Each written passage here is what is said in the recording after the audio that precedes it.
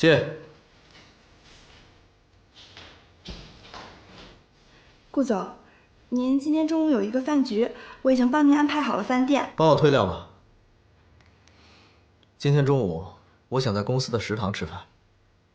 食堂？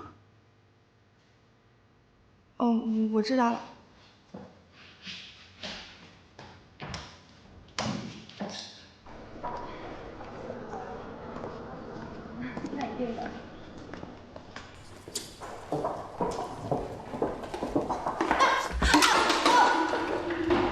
你没事吧？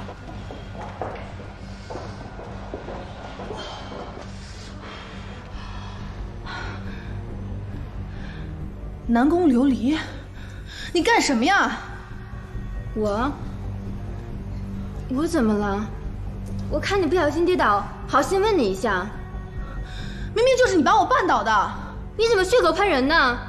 大家都看见了，明明是你自己不小心跌倒的，是不是？对啊。